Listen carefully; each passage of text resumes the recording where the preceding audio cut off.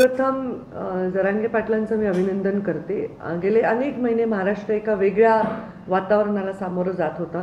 अनेक वर्ष मराठा आरक्षणाची लढाई चालू होती, पण या लढाईमध्ये यावेळी वेगवेगळे रंग पाहायला मिळाले. एक आक्रमकता समाजामध्ये पाहायला मिळाली आणि त्याचा परिणाम नक्कीच इतर समाजांवरही झालेला आहे. बीड जिल्ह्यामध्ये बऱ्याच काही घटना घडल्या, त्या आपण सर्वांनी पाहिल्या.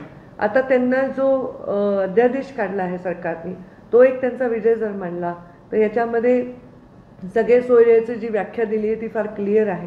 त्याच्यामध्ये आपल्या वडिलांच्या नात्यामधल्या आणि तुम्हाला सर्टिफिकेट घ्यायचं असेल तर आजोबा पणजोबा वडील यांचे सगळ्या दाखल्यांमध्ये ते असलं पाहिजे. तर ही एक प्रोसिजर आहे, ती मला वाटतं की जशी आहे तशी आहे, त्याच्यात फार बदल आहे असं नाही. त्याच्यामुळे इथे याच्यातनं त्यांना व्यवस्थित कागदपत्र देऊनच हे सगळं मिळणार आहे. दुसरं, ओबीसींना धक्का लागणार नाही हे वाक्य मी फार लोकांकडून ऐकते आहे, पण ओबीसींना धक्का लागलेलाच आहे. पण आता लागलेलाच आहे, ह्याच्यामध्ये कायद्याने मराठा समाजाला टिकणारं आरक्षण मिळावं असं मी वेळोवेळी सांगते. अजूनही या अध्यादेशामध्ये 16 फेब्रुवारीपर्यंत ऑब्जेक्शन घेण्याची सोय आहे. त्यामुळे ओबीसी संघटना ऑब्जेक्शन घेण्यासाठी पुढे जात असतीलच, अभ्यास करून जात असतील, तोही त्यांचाही हक्कच आहे. त्यामुळे अशा वेळी याच्यातनं पुन्हा ते कायद्यात टिकणं किंवा त्याच्यामध्ये टिकणं हे आवश्यक आहे. त्यासाठी त्यांना शुभेच्छा. पण कुणबी सर्टिफिकेट्स बाय चॉईस एका पिढीने घेतले नव्हते. मराठवाड्यामध्ये, विदर्भामध्ये घेतले, पश्चिम महाराष्ट्रात बऱ्याच ठिकाणी घेतले. त्यामुळे या मराठवाड्यामध्ये लोकांनी घेतले नाही एका पिढीने, पण आत्ताच्या पिढीला त्याची गरज वाटली, त्यामुळे ते त्याची मागणी करतात. तर कुणबी सर्टिफिकेट आल्यावर ऑटोमॅटिकली ओबीसीमध्ये हे लोक येणार असल्यामुळे ओबीसीला धक्का लागला नाही असं म्हणणं अयोग्य होईल.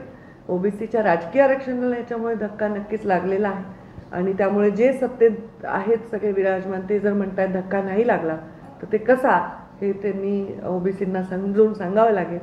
पण ओबीसींनी संयमाची भूमिका घेतलेली आहे, मोठेपणाची घेतली आहे.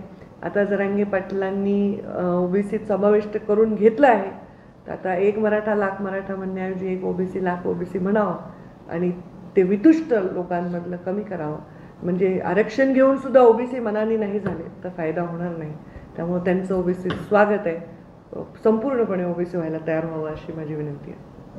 एका बाजूला मराठा आणि ओबीसी असं वितुष्टाचं वातावरण व्यासपीठ शेअर केलं आणि विशेष म्हणजे उदयनराजे भोसले यांनीही तुमच्याबद्दल अतिशय कौतुक केलं आणि तुम्ही सुद्धा उदयनराजेंच्या घरी म्हणजे मी माझ्या माहेरी आले असं म्हणलं.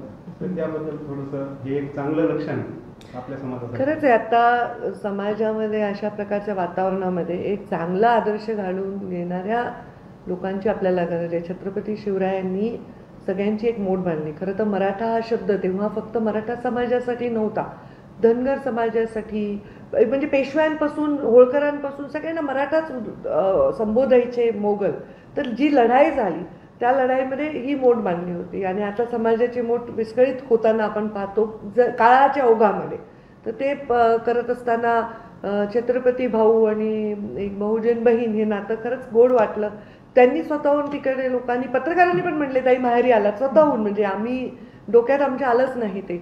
आणि अगदी घरी साडी चोळी एखाद्या मुलीला जसं ओटी भरून पाठवतात तसं दमयंती राजेंनी माझी ओटी भरली. उदयनराजेंनी पूर्ण घरामध्ये मासाहेबांची माझी भेट झाली बऱ्याच वर्षानंतर आणि त्यांच्या एका भिंतीवर मुंडे साहेबांचा देखील त्यांच्या परिवाराच्या फोटोमध्ये एक फोटो होता.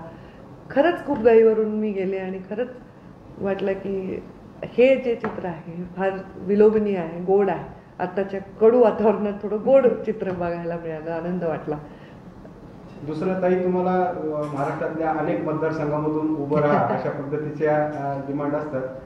आता तर प्रत्यक्ष छत्रपती उदयनराजे महाराजांनीच तुम्हाला साताऱ्यातून उभं राहा अशी ऑफर दिली.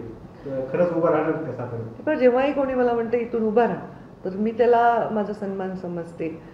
कारण जनरली राजकारणामध्ये लोकांना आपल्याला खूप प्रतीक्षा करावी लागते की हे संधी मिळावी आणि मला जर लोक म्हणे इथून उभं राहा तर हा मी सन्मान समजते. पण अजून माझ्या पक्षाने मी कुठून उभं राहायचं हे ठरवलं नाही आहे आणि माझा पक्षच हे ठरवणार आहे फायनली. तर जोपर्यंत आमच्या पक्षाच्या शिस्तीमध्ये लेटर पॅडवर अध्यक्षाची सहीने नाव डिक्लेअर होत नाही तोपर्यंत उमेदवारी नसते. पण ह्या भावना, ह्या प्रेमाच्या भावना आहेत, ह्याला राजकीय चष्म्यातून बघण्याची गरज नाही. ह्याला मी माझा सन्मान समजते. लोकशाही मराठी ऐका, पहा, जागरूक रहा.